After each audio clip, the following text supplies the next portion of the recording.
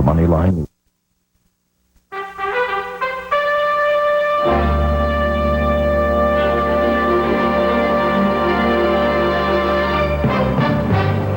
Good evening, I'm Jim Lehrer. On the NewsHour tonight, Terrence Smith and Ray Suarez sort through the latest telecom deal, MCI WorldCom's buying of Sprint. Defense Secretary Cohen is here for a newsmaker interview about the test ban treaty, East Timor, and other issues. Gwen Eiffel leads our own argument over the issue the U.S. Supreme Court heard today, campaign finance reform. And Margaret Warner and Dan Baltz of the Washington Post provide a snapshot of the Gore presidential campaign. It all follows our summary of the news this Tuesday. It took millions of years to create the world's oil supply and 150 years to deplete it. Who is helping to cut the world's need for oil with renewable energy sources?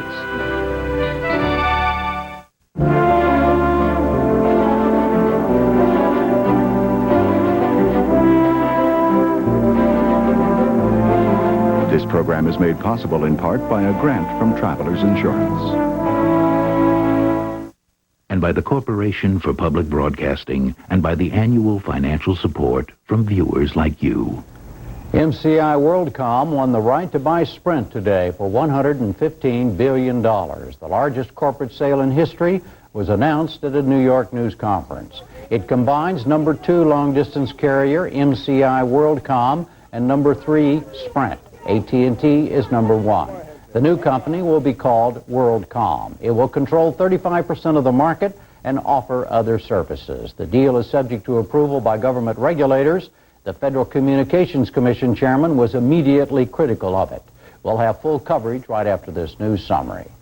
As expected, the Federal Reserve left interest rates unchanged today. The key short-term rate remained 5.25%. The Fed had raised interest rates twice over the summer, and in a policy directive issued today with its decision, said it was tilting toward another rate increase in the future. There was some evidence of an economic cool-down today. The Conference Board announced its index of leading economic indicators was down in August. It's a barometer of future activity. The Conference Board is a private New York-based research group.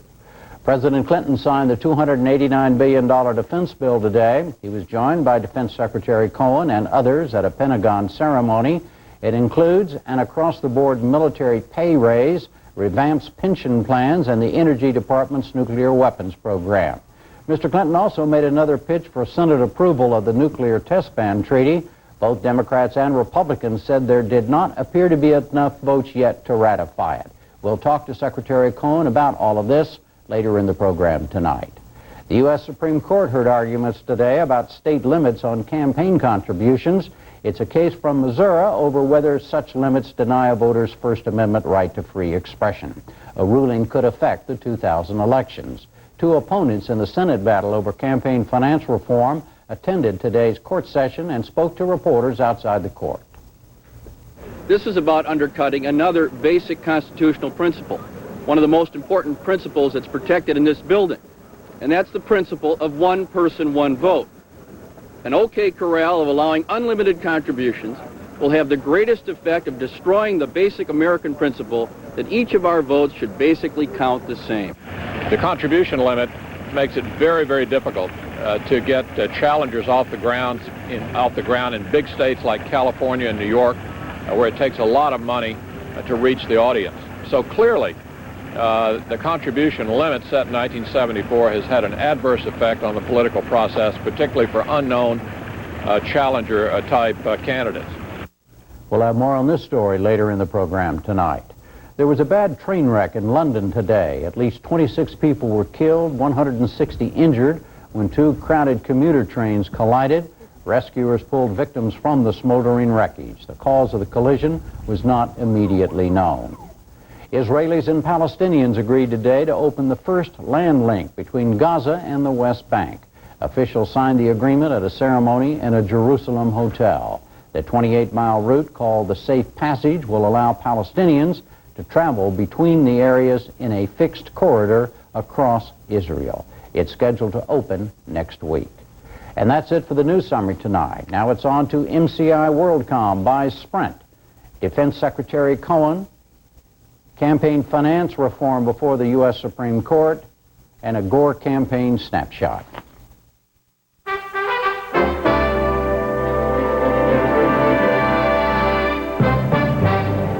Terrence Smith begins our coverage of the big phone deal. The announcement of today's telecommunications mega merger, the biggest ever, came at a news conference in New York. I'm happy to announce today that MCI WorldCom and Sprint have made a definitive agreement to merge our two companies. The new company will have the people, the technology, and the will required to lead our industry through the opportunities of great change. Change from a voice-dominated business to a data-dominated business. Change from narrowband to broadband. Change to every aspect of our society created by the internet and e-commerce and carried over communications networks. The deal was completed last night following an 11th-hour bid from another telecom giant, Bell South. The new company will be called WorldCom, and it combines two of the biggest players in the telecommunications industry. Mississippi-based MCI WorldCom is the larger of the two.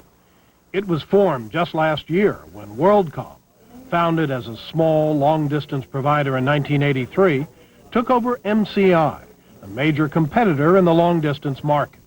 Today, MCI WorldCom counts $30 billion in annual revenues, 22 million customers, and operations in more than 65 countries. Missouri-based Sprint traces its roots back to 1899 and the Brown Telephone Company in Abilene, Kansas.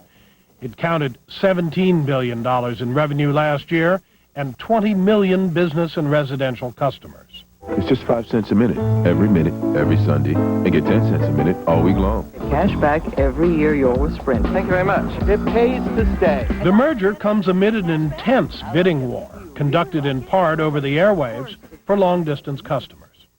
AT&T, the largest long-distance company, controls about 45% of the market. The new company, combining the second and third largest long-distance companies, is expected to control about 35% of the market. Going into today's deal, MCI wanted to beef up its wireless telephone service. And according to industry analysts, Sprint's fast-growing national wireless phone division, known as Sprint PCS, was a major selling point. Sprint PCS has 4 million subscribers. We see wireless as a very mobile wireless as a very fast-growing section of the business. We certainly think it is an advantage for us to be able to offer that type of service. Sprint is also a major player on the internet, providing a network of hookups that other companies use to get to the internet. Today's deal is the latest of 28 major mergers since Congress enacted the 1996 telecommunications law, which sought to ease regulations. Among the biggest mergers, WorldCom's own acquisition of MCI in 1998, Bell Atlantic acquiring fellow Baby Bell NYNEX in 1997, and AT&T purchasing cable giant Telecommunications Inc. earlier this year. Together, Sprint and WorldCom are poised to provide customers with the broadest possible array of services ever assembled in one company. It's what regulators and legislators wanted when they drafted the Telecommunications Act. Competition across the board. MCI WorldCom's $115 billion bid for Sprint must still pass muster with federal regulators. And today, Federal Communications Commission Chairman William Kennard issued a statement in which he raised questions about the deal. How can this be good for consumers? The parties will bear a heavy burden to show how consumers would be better off. And now Ray Suarez leads our discussion. Joining me are Jeff Kagan, an independent telecommunications analyst based in Atlanta, Gene Kimmelman, co-director of the Washington office of Consumers Union, a consumer advocacy organization, and Dennis Neal, an executive editor at Forbes magazine and former technology editor at the Wall Street Journal. Dennis Neal, let's start with you. Given the rhythm, the momentum of regulation in Washington currently in the post-96 Act era, is this deal even going to go through as written? Will these companies be able to marry in their current forms?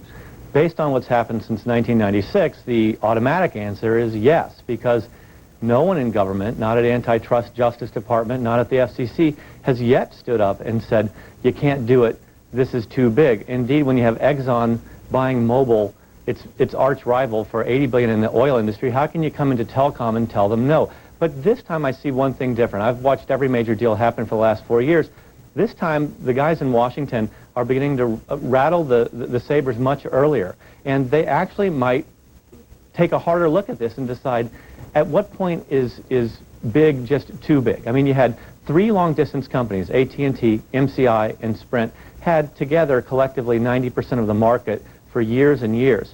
And now, WorldCom number 4 has bought MCI, it's now bought Sprint, it'll go up against AT&T. Well, shoot, why don't we just merge them all together and form one nice big company that can give a great bundle of services for everyone? At some point, you got to wonder when the regulator is going to say enough is enough. Well, Jeff Kagan, in recent telephone deals, some of the players have had to shed certain properties, change their shape and size in order to merge. What does MCI WorldCom really want out of the Sprint empire? If it has to let some of the limbs go, is it really the wireless service they're looking for? Well, yeah, the most important piece of the puzzle for MCI WorldCom is going to be the wireless component, because they've got a very powerful story. They've got everything else except wireless, and we've all been saying that that's exactly what they needed. So if they had to shed everything else, the one piece that they'd want to keep is the wireless piece. But then again, you wouldn't want to pay $110 billion for just a wireless piece. But this is exactly the kind of move that WorldCom needs to make. And frankly, Dennis, I agree with you that we are seeing a consolidation in this industry. And yesterday, I was concerned that we're taking one more competitor out of the long-distance marketplace. But now that I've been talking to dozens of reporters and analysts today and rethinking some of the issues, I'm realizing that if the long-distance industry was the way it was, where the long-distance companies only competed against other long-distance companies, then taking one out of the mix would be a worry, would be a concern. But the long-distance companies are competing with and preparing to compete against other companies, like eventually the Baby Bells. Their Baby Bells aren't competing against them yet, but eventually they will. And cable companies are offering telephone service in many areas, and that's what AT&T is buying TCI, and that's what they're tending to do. So I don't think it's as much of a concern.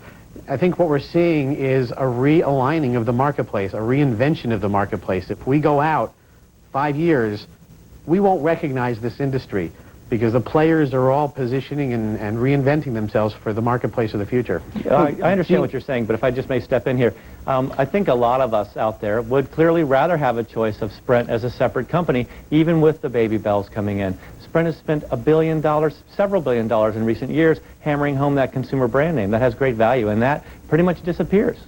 Well, Gene Kimmelman, let me turn to you about what happens to the average consumer when it disappears. Well, it's a danger, because we go from the 3 biggest companies that mass market advertise to consumers to 2. Anytime you lose choice like that, it's a problem. For the majority of consumers who are modest users of long distance, we've seen prices rise by more than $2 billion in the last 2 years, with new monthly fees and minimum charges on the bills. This will only make matters worse. We're pleased to see the chairman of the FCC say he will give it careful scrutiny. But the fact that there are dangers are truly the fault of the chairman of the FCC and his colleagues in the Clinton-Gore administration that let every telephone company join together, 6 of the largest local monopolies joining into 2, the 3 largest cable companies joined together with AT&T. They sent the green light to all these companies to consolidate and merge. And so it's no surprise that we're now backed into a corner with the number 2 and 3 long-distance companies trying to make a go of it. This is merger mania. But when Ma Bell was first broken up into the Baby Bells, the bots, the complaint among consumers was, I don't understand this new world. Right. It's bewildering to me. This isn't user-friendly. I'm getting 2 bills where I used to get 1. Can it also be that now consumers might be better served by bundling services that used to require 2 or 3 companies to provide. Everyone loves one-stop shopping for ease and simplicity. The problem is if it ends up being mostly one company offering that service, we end up with the same old bad deals that we had historically with a monopoly. Consumers want more choice, and bundling can be fine. But our problem is the local telephone market still is predominantly a monopoly. The cable market is still predominantly a monopoly. And in long distance, if you're not a big volume customer, you see your prices going up. Losing these players is an enormous setback for consumers. At least Sprint and MCI were trying to challenge each other in the marketplace. Now they join together. We're not sure if the smaller players coming in can make up for that loss. Well, Dennis Neal, MCI is known as a company as an aggressive cost cutter. And I'm wondering about the people in Kansas City and the municipalities that have ponied up millions of dollars in incentive and infrastructure support and various kinds of inducements to keep Sprint anchored in that part of the world. The thousands of members of the communications union who work for Sprint, should they be worried about this? Well, the union has already come out against this, and I imagine they are worried about this. From a consumer standpoint, we do need to remember something. Bigness alone isn't bad. So far, the consolidation that has gone on in the market in telecom has meant cheaper prices. Yes, there's been monthly fees imposed, but AT&T a month ago cut its prices 30%. WorldCom, and by the way, MCI, that name, is kind of disappearing from the corporate parent name. It's now going to be known as WorldCom. I'm thinking the Sprint guys must have said, we don't want MCI's name in the title. We just can't stand that. WorldCom can make this benefit consumers if it wants it to be that way. It will have the power and the strength and the clout and the market scale to do that. Bigness alone doesn't mean consumers won't benefit. They will benefit. We will have a bundle, a choice of them. I'm kind of interested to see whether consumers really, truly want it all on one bill. That can be every bit as confusing as getting 3 nice little separate envelopes every month that I now get for long distance, local, and cellular. Well, Jeff Kagan, you've been telling us to look to the future. When we look to that future, could WorldCom make the point to the United States government that, hey, we're not really competing in the United States, the world's largest single long-distance market. We're a world company that has to worry about BT in Britain and Siemens in Germany and on and on and on. Well, clearly that's the argument, that's the plan, and that's what they're building to prepare for, and that's what we're seeing with other mergers like SBC and Ameritech, and Bell Atlantic and GTE. These companies are positioning themselves to compete in the new marketplace.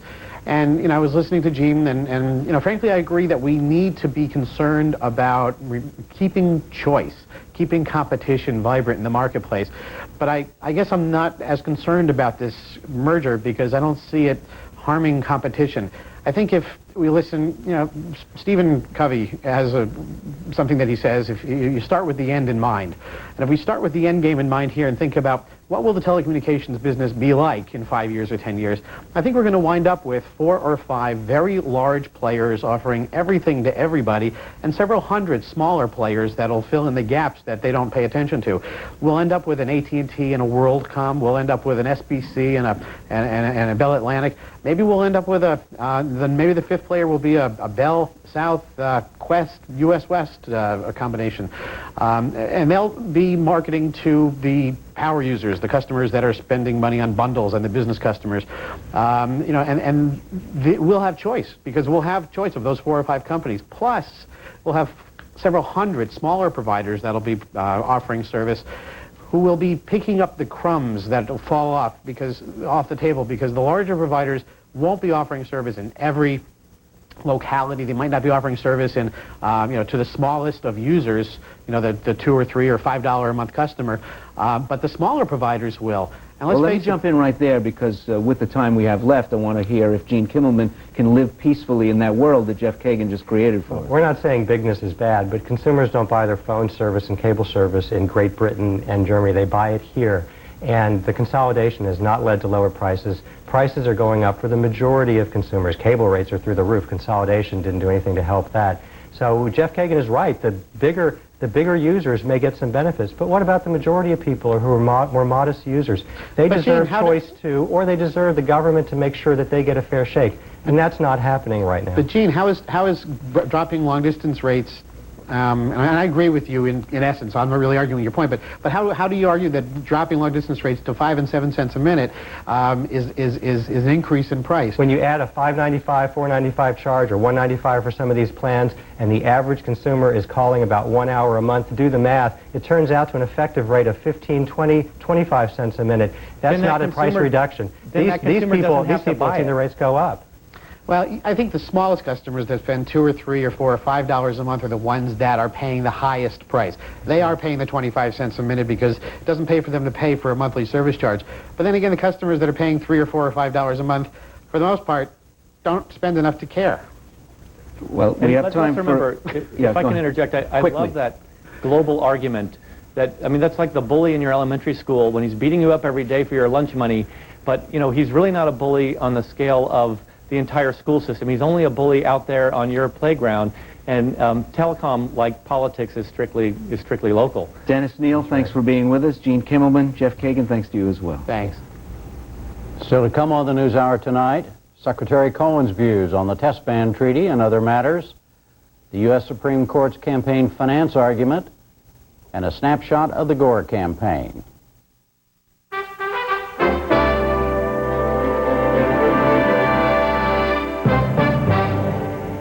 And now a newsmaker interview with the Secretary of Defense, William Cohen. Mr. Secretary, welcome. Good evening. On the test ban treaty, a vote is now scheduled for next week. In the Senate, the votes aren't there, are they? It takes 67. You don't have them, is that right? At this point, no. I think it's going to be a very uphill struggle, but there are serious consequences involved in the event that this treaty is voted upon and rejected. We are trying to stop the spread of nuclear weapons.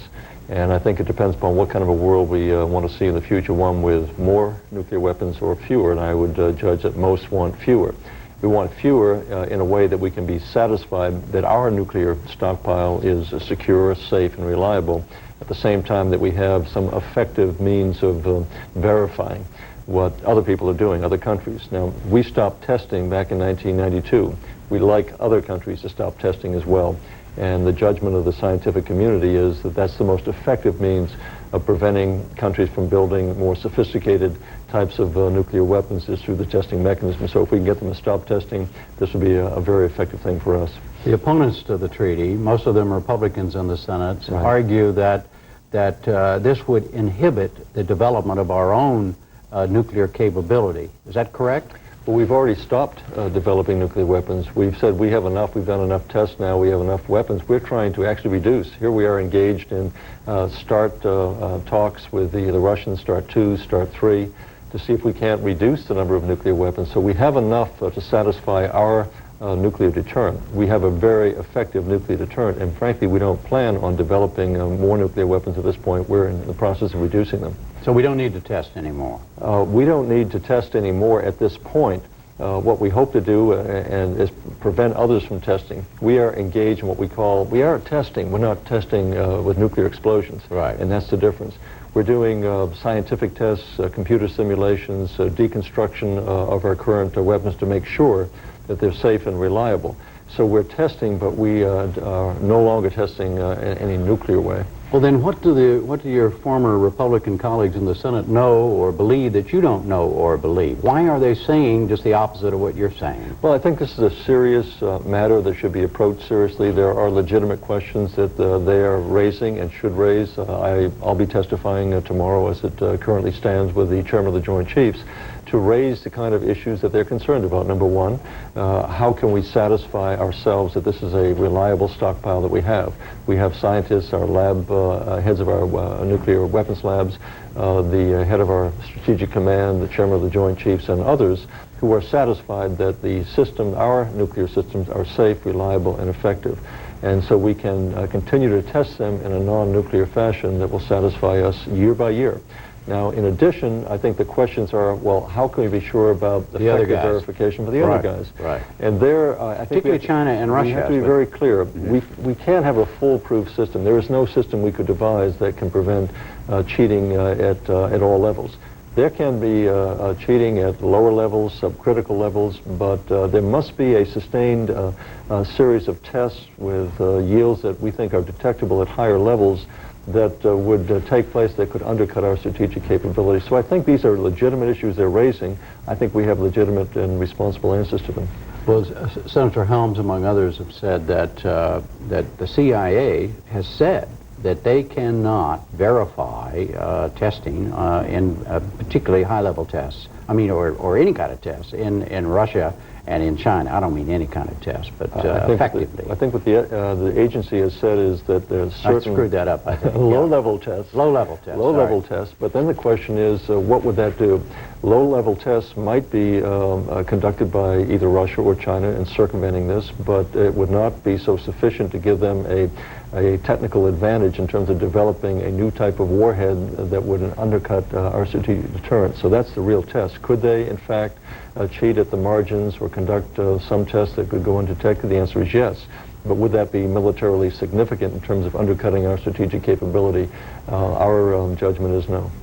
Late this afternoon, Mr. Secretary, there were reports on the wires that there was talk by Senator Lott, the Senate Majority Leader, and others about pulling this vote. In other words, delaying this vote and maybe even waiting until after the election to try again. What do you think of that idea? I think it's important that both sides approach this with as much seriousness as possible. The signal that is sent by how this is handled has consequences well beyond this administration and into the next administrations. If we were to take this up in a rushed fashion with a quick vote without an exploration of all the information that needs to be looked at, then I think if it's defeated, it will send a very bad signal. Number one, we apparently intend to continue our non-testing policy. And number two, we will have very little leverage over those countries who are saying, well, you rejected the treaty, therefore we can test. So I think it would give us the worst of all worlds. So I hope that we can approach this in a very thoughtful fashion. So if it looks like you haven't got the vote from the administration's point of view, let's don't have the vote, right? Is that what you're saying? I think that it's important for both sides to look at the consequences of this. I think the issues have to be resolved. I think we have to have hearings to make sure the members understand the full implications, why we think we can satisfy the concerns of those who are critics of the test ban treaty, but I hope we approach it in a very thoughtful fashion. Mr. Secretary, as a Republican, how did this become a partisan issue? Most of the opponents, it's not just the Republican senators, some of the leading candidates for the Republican nomination in 2000 are also opposed to ratification. George W. Bush, Elizabeth Dole, among others. Well, it's interesting. It was President Eisenhower almost 40 years ago. I think the interview was on February 11th, 1960, in which he said perhaps the greatest regret of his administration was the fact that he could not get a test ban treaty. And he said something to the effect that the biggest disappointment that he could have, that any administration of any party at any time in any decade, was not to get a test ban. And so that started with a Republican, was continued by John Kennedy, and we've had each president at least commit to the prospect of getting a comprehensive test ban treaty. The issues come back to two critical ones. Number one, are we satisfied that our systems are reliable? And number two, can we effectively verify whether others are complying? These are substantive issues which have to be addressed, but it shouldn't be a partisan issue. The next administration, be it Democrat or Republican, is going to have to make a determination as to whether or not we want to do what we can to stop the proliferation of nuclear weapons. That's one of the greatest threats, I think, that we face. Speaking of the next administration, defense policy generally has become an issue already in this campaign.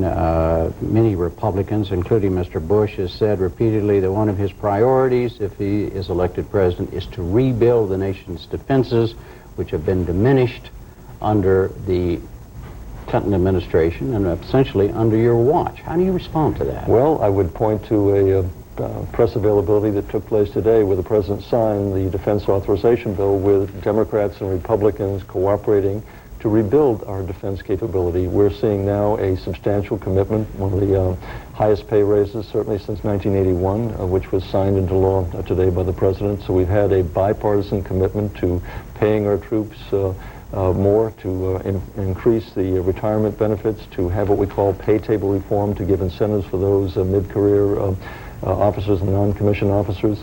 So we're in the process of rebuilding that military as far as putting the focus on the people. Secondly, we are in fact increasing our future modernization capability. We're going up now to that goal that has been set for so many times, the $60 billion mark, by 2001. So we are in fact modernizing, we are taking care of our people, we are seeing some returns now in terms of what we've been trying to accomplish by retention rates going up in the Army, and we expect that to be replicated in other services. So I think what we're doing on a bipartisan basis is going to in fact modernize our force, keep us well ahead of any contemporary or future challenger.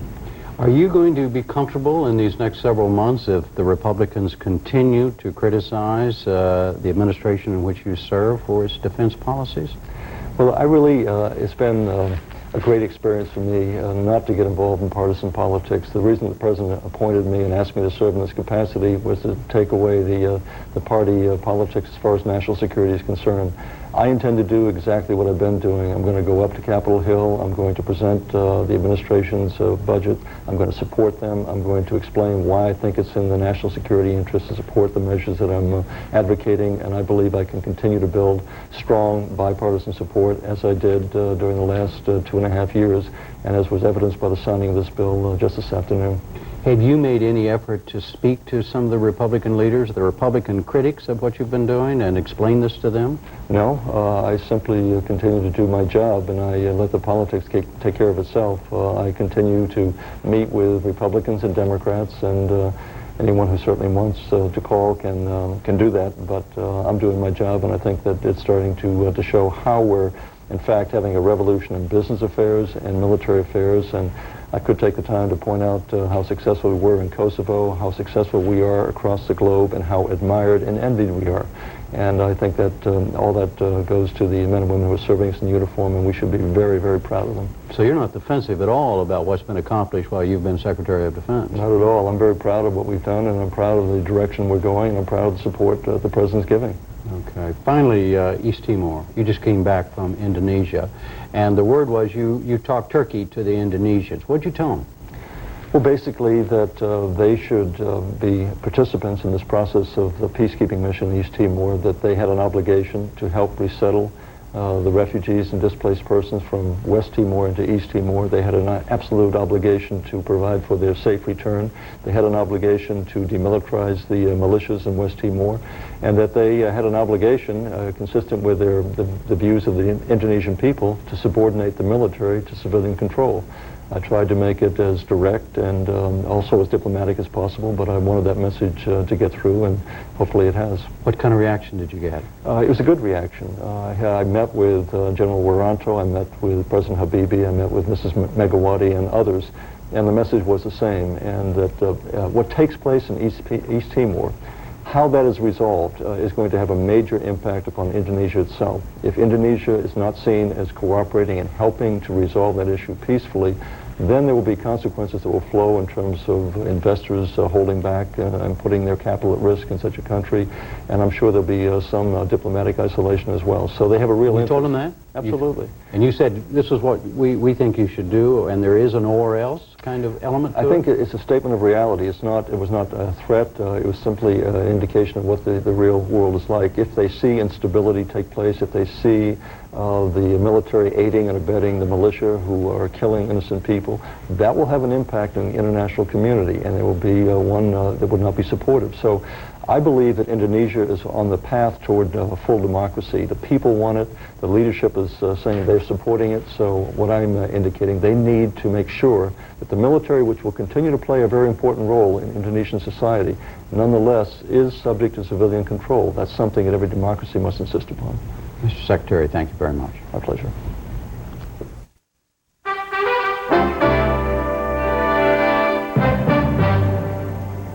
The U.S. Supreme Court argument over campaign finance, and to Gwen Eiffel. Is unlimited campaign spending a recipe for corruption, or is it constitutionally protected as free speech? This is the essence of the argument placed before the Supreme Court today in an appeal from the state of Missouri. To examine the legal and political implications of today's case, we turn to two advocates. John Bonifaz is the executive director of the National Voting Rights Institute. He He says fundraising should be contained. Joel Gora, a professor at Brooklyn Law School and general counsel of the New York branch of the American Civil Liberties Union, says limiting spending is unconstitutional. Both were at the court today. So I'll start with you, Mr. Bonifaz. What did you think about what the argument was at the court? We hear it was kind of lively. It was lively. The court was very engaged on this issue, as they should be. This case is important for the state of American democracy. It's critically important for our elections and the integrity of our election process. And if we do not recognize and curtail the impact of campaign contributions on the political process, then we really are endangering the very essence of democracy. And so campaign contribution limits, as the court ruled in 1976, are constitutional, and they should remain so. Mr. Gore, tell us a little bit about how the justices exchanged with each other on this subject and what your interpretation of it was. Well, I was privileged to have been a lawyer in the original case of Buckley versus Vallejo, so I was present in the Supreme Court chambers 23 years ago. The federal law. Yes, when the federal law was challenged, and the Supreme Court justices then were extremely concerned about the effect of limiting campaign funding on limiting political speech. Today, this morning, the justices were just as concerned, and if anything, they were more concerned, because now we've had 23 years of experience with a system of trying to limit political contributions, and it just hasn't worked. It hasn't worked to level the playing field between challengers and incumbents. It hasn't worked to reduce the influence of people that have wealth and use that wealth to influence the political process. And I think many justices of the court seem to recognize that, and their questions were the same kind of questions that we at the ACLU have been asking about campaign limits going back more than 25 years now. But would placing limits or lifting the limits which are already in place, wouldn't that just be a free-for-all? Well, I think lifting the limits that would already be in place would make it possible for people who are not independently wealthy, or people that do not have their own sources of funding or connections or well-connected people, make it possible for them to get their message out. What's interesting is, lost in the shuffle, the plaintiff challenging these contribution limits was a fellow named Zev David Fredman. And he had a lot of good ideas. In Missouri. He had a lot of good ideas, but not very much money. And so what he needed was some people who agreed with his ideas to give him some contributions, fully disclosed to the public, to help him get his message out. Well, under Missouri's law, limited to $1,000 or $1,075, those people couldn't do that. So that's the kind of person that is limited by this law. The fat cats know how to take care of themselves under our system, for better or for worse. But it's the people that need access to resources that haven't been able to do it. Mr. Bonifaz, you can respond. Well, I find that interesting because Mr. Fredman had a sworn affidavit in this case in which he said that the reason why he needed to collect unlimited campaign contributions up to the sky was to, quote, discourage other candidates from entering the party primary. That's what this debate is really about. It's not about free speech rights of those who want to spend money up to the sky. It's about their interest in shutting out other voices and drowning out other voices. And no one has the First Amendment right to drown out other people's speech. The Supreme Court said that as far long ago as 1949. Do we assume at the beginning here that money is of itself a corrupting influence in politics? I assume it is, and the people of this country assume it is, and they have reasonable assumptions to make those claims, because we see unlimited amounts of money being raised both at the presidential, congressional level and at the state and local level, and people believe that when that money is given, it's given for a purpose of getting something in return. But Mr. Gore, there's no evidence in the Missouri case, especially that we have before us right now, that corruption has indeed been curbed. That's right. Or has occurred, when there were no limits. And indeed, that's what concerned so many of the justices. They said, before you restrict free speech rights, and it's clear that if you restrict political funding, you're restricting political speech. Before you restrict free speech rights, you have to have a compelling showing that there's a need to do that. Missouri made no such showing, and the court asked the Attorney General of Missouri, what evidence do you have that in the days of unlimited contributions, there was unlimited corruption? And the answer was absolutely none. Let's assume for a moment that you're correct and money equals free speech. How do you guarantee that lifting contribution limits is actually going to improve the quality of the political debate? Well, I think if you make it easier for candidates to raise money, particularly the kind of candidates who are not part of the incumbency protection system, the candidates who are not wealthy. I'm looking at protecting the different voices. When the ACLU first got involved in these issues, it was because individual citizens were trying to use their resources to run ads in the newspaper, and the government tried to stop them, saying they were an illegal campaign committee. We got involved in representing Senator Gene McCarthy, a political hero, for having challenged Lyndon Johnson. How did he do so? He got a small number of wealthy contributors who agreed with his anti-war message to fund his campaign, and he took that message to the people, and he defeated a sitting president. That's why I'm interested in having people use their funds or their contributors' funds to get their message out. One of the reasons there's so much interest in this case is, of course, we're on the very lip of an election, presidential election year, and there is some speculation that what the court does in the Missouri case would affect federal law. Dramatically. In what way? Well, if the court affirms what the appellate court said in this case, which is essentially that these limits are unconstitutional, then it would invite litigation with regards to the federal limits that have been in place for 23 years. And that would be disastrous for the state of our democracy. We have to understand here that less than 1% of the population is giving 80% of all money in federal campaigns in amounts of $200 or more. Most people do not have $1,000 to give as disposable income. Poor middle-income people in this country don't have that kind of money, and yet they have constitutional rights as well. They have a First Amendment right and an equal protection right in the political process. Let's think about this for a moment in the context of what we know right now. Republican challenger, the outsider, not the incumbent, and that's George W. Bush, has raised $56 million, and he has done it by playing within the rules as they currently are enforced. Right. I think it's interesting. Gene McCarthy, relying on a few large contributors back in 1968, raised, adjusted for inflation, even more money than that. Nobody has claimed that Gene McCarthy was corrupting the political process. George Bush raised it within the limits, but George Bush is an incredibly well-connected candidate. People who are not as well-connected as George Bush or as wealthy as Steve Forbes, people, as I like to say, or Ross Perot, people who don't have a Rolex or a Rolodex, those are the people I care about. I want to find a way to have them get their funding to get the message out. Now, there are two ways we can do it. We can, number one, lift these limits on contributions, which are now ridiculously low. Even as a political matter, I think there would be a majority sentiment in Congress to raise the $1,000, which hasn't been changed for 23 years, 5 years, to a higher level and make it easier for candidates to get their message. And the other answer, and John would agree on this, is public funding. Well, that was my next question. Do you think public funding is the solution? Full public funding has to be part of the solution, but lifting contribution limits so more wealthy people can give even more of their money clearly is not. Contribution limits plus full public funding clearly has to be where we go. There's another piece of this debate, and it's something which the court took pains to address in 1976 in Buckley v. Vallejo, and that's the question about spending. Right. There are limits on contributions. There's no limits in how much you can spend. That's right. Is there any way that they could open the door to that debate? Absolutely or not. is the court even not going to hear that at all? Not in this case, and I think not anytime soon, because in terms of the current court, there are only two justices who have indicated they would be willing to let government regulate all political funding, contributions, and expenditures. The other justices have shown no inclination to limit expenditures. So that means if we take John's tack and continue to limit contributions, we're going to have a perpetuation of the same failed system that we have now. No limits on expenditures, which is critical under the First Amendment, and then we make it harder for the new voices, the political newcomers, to try to get their message out, and that's wrong. Well, you know, we can't lose sight of what's at stake in this. What's at stake in this is basically the American promise of political equality, which is the heart of any democracy.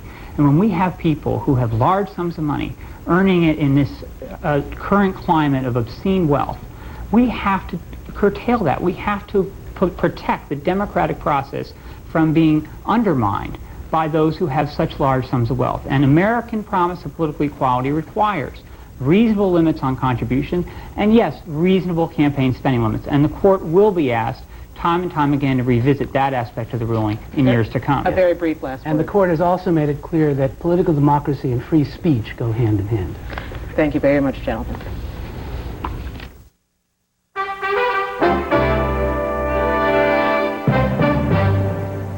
And speaking of politics, finally tonight, another in our series of snapshots from the presidential campaigns. Tonight's is that of Al Gore and to Margaret Warner. Vice President Al Gore, who last week declared himself the underdog in the Democratic nomination fight, took his reinvented campaign on the road this week.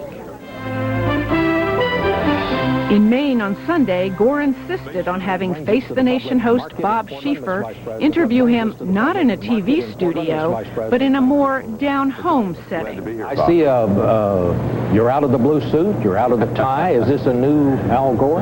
Well, there are not many people in suits and ties here at the public market in Portland, Maine. Then it was on to New Hampshire, site of next year's first primary, where early polls show challenger Bill Bradley edging ahead of the vice president. Hi, how are you? Yesterday at the Three Rivers Middle School in Pembroke, Gore met with area parents, teachers, and administrators and touted one part of his education agenda. I'm going to present a new policy on how to help local school districts with the expenses associated with special education. And I pledge to you today that as president in my first budget, I will announce the largest increase for special education ever to take us toward that goal. Gore laid out several specifics, including a program to identify at an early age students with disabilities. He closed his remarks this way. I will make you this pledge. As president, I will veto any budget that does not have adequate funding for the needs of all students. One local school board member sounded a bit skeptical.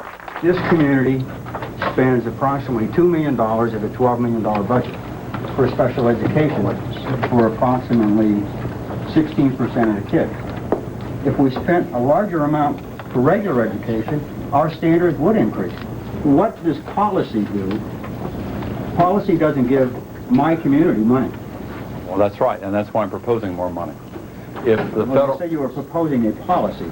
Well, the first point in the policy is to have more money for special education. Maybe I wasn't clear.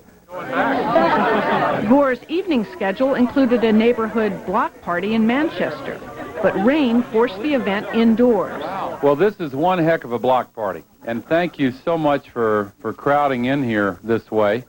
I've challenged Bill Bradley to a series of debates because I believe that we can best serve our party and, more importantly, our country by having a vigorous discussion of the ideas that we have to look at to make choices about what kind of country we're going to have in the 21st century. Gore briefly laid out some of those choices, but he spent more time on personal reflections. You know, I feel passionately about these issues, but I have to tell you this. I wasn't always in the position of directing my passion toward politics or public service, because there was a long period in my life when I thought politics would be the absolute last thing I ever did. When I came back from Vietnam, I was as disillusioned with the political process as you can imagine. I had watched my dad be defeated on principle. I had seen my country go into that long, dark tunnel called the Vietnam War, and I felt the tearing at the seams of this country. And then I watched Watergate unfold with the demonstration of corruption and worse at the highest levels of government. Boy, I didn't want anything to do with politics. But ultimately, Gore said he decided he wanted to have an impact on people's lives, and politics was the way to do that. I want you to feel in your hearts what I felt in my heart at that moment and what I feel in my heart still. I want you to get involved. I want you to rekindle the American spirit. You know from the news media that I'm behind in the polls in New Hampshire. You know that this is a hard-fought race. You know what that means? Among other things, it means that New Hampshire can make all the difference. It means that you can pick the Democratic nominee with enough enthusiasm and excitement to build up a head of steam that'll win the general election.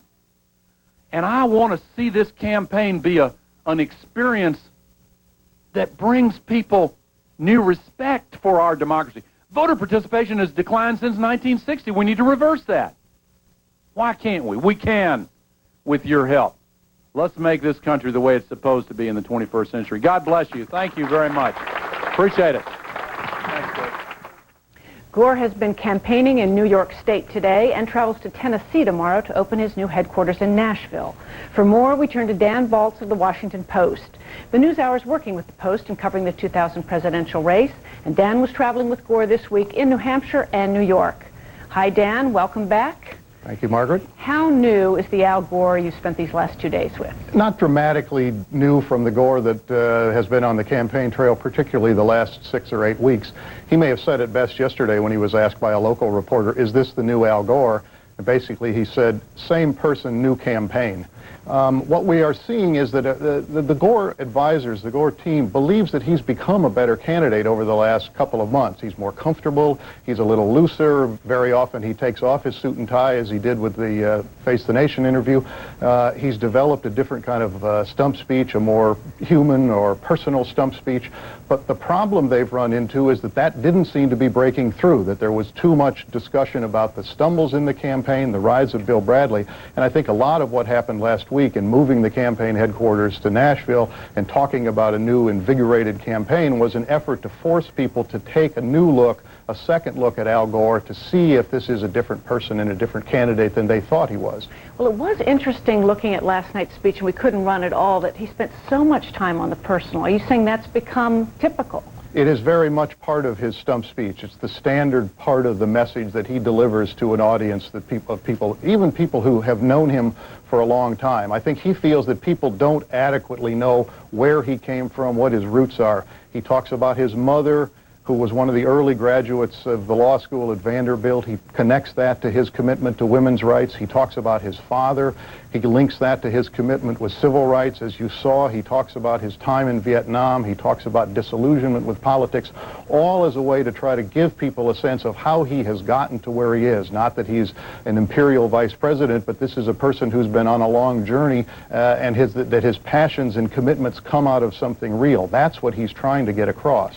When you look at when I looked at his schedule, though, it still looked very vice presidential. One might even say glacial. I mean, there were, I think, 2 events yesterday, 3 maybe, 3. There are a couple of reasons for that. One is he is the vice president. He travels on Air Force 2. He can't travel commercial. The Secret Service won't allow that.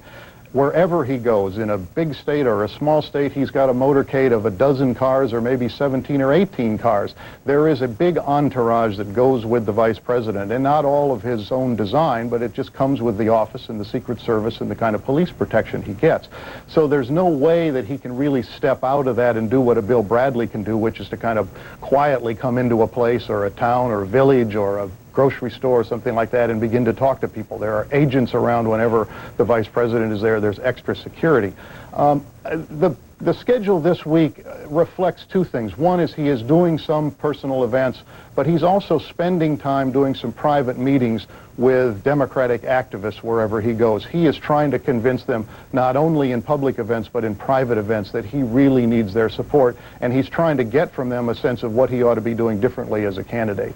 All right, so New Hampshire and New York, 2 early states next year, 2 early primaries. How precarious a shape do Gore's people think he really is in those states? I think they're very, very worried about New Hampshire, and for good reason. New Hampshire is unique. It's not only the first primary, it's one of the few primaries where independent voters are allowed to vote in the Democratic or Republican primary. Bill Bradley does very well with independent voters. Al Gore does not do nearly as well with them. So they're worried about New Hampshire and that electorate, in addition to it being a place that likes to trip up frontrunners. New York is a different problem for them. New York was a terrible state for Al Gore in 1988 when he ran for president the first time. He did badly up here. He came out of here humiliated and embarrassed, and I think he's always had a feel that he didn't really understand how to campaign in New York. In addition to that, Bill Bradley was a New York Knicks basketball star for 10 years.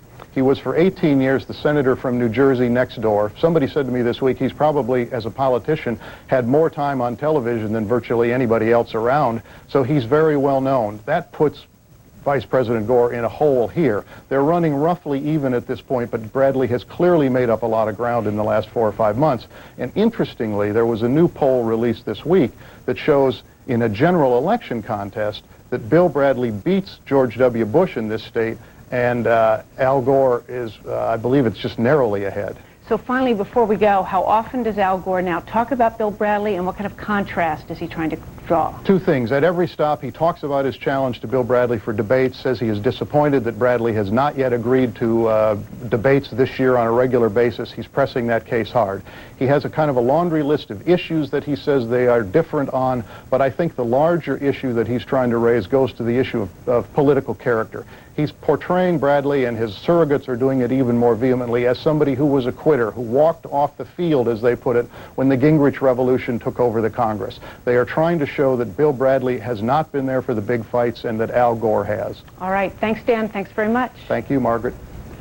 And a reminder that you can get more information on this story on the Washington Post website as well as ours.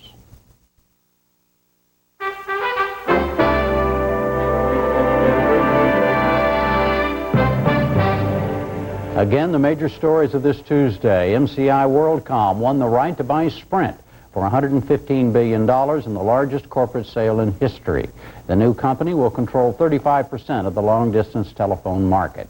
And on the NewsHour tonight, Defense Secretary Cohen said there were not enough votes in the Senate to ratify an international treaty banning nuclear tests. And a correction before we go tonight. Last night, I said Akio Morita invented the transistor. He did not. His accomplishments were in using it to develop consumer electronic products. We'll see you online and again here tomorrow evening. I'm Jim Lehrer. Thank you and good night.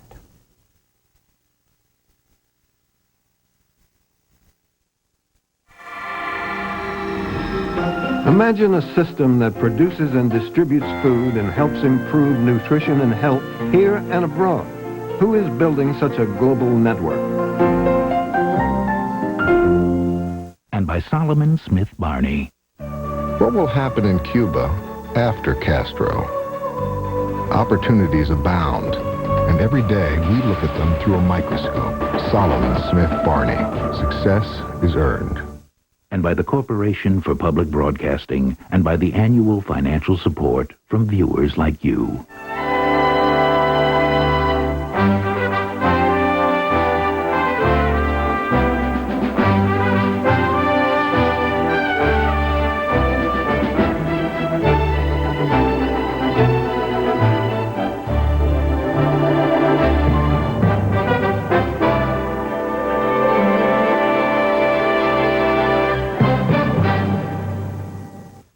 Video cassettes of the NewsHour with Jim Lehrer are available from PBS Video.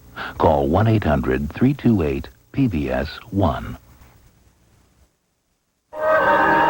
This is PBS.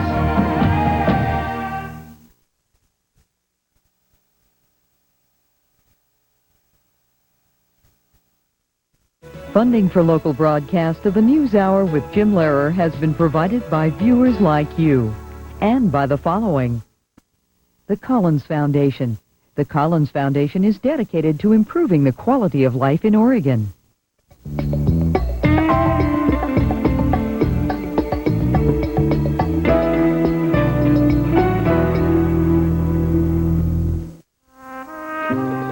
Next time you're in Italy, you can take a look.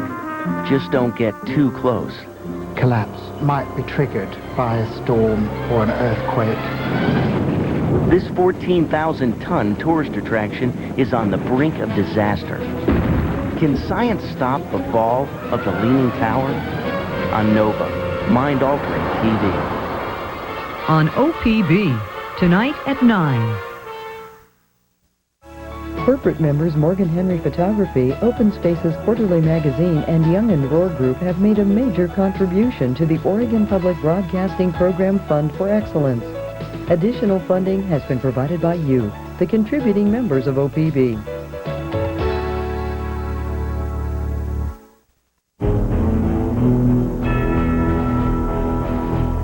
Today, you have become teachers. In your hands is our nation's most precious resource, our future. Yet before you can teach a single lesson, you will have to accomplish something far more difficult. You will have to inspire. It is not enough simply to make someone learn. You must make them want to learn. This is your challenge today, tomorrow, and for as long as the eyes of the young look up to you. There's hardly a job on earth that asks more of a person. All we ask of you is to help us give them some tools to do it. We'll be studying tornadoes. Please open your books to chapter 3, page 21. Really dependable.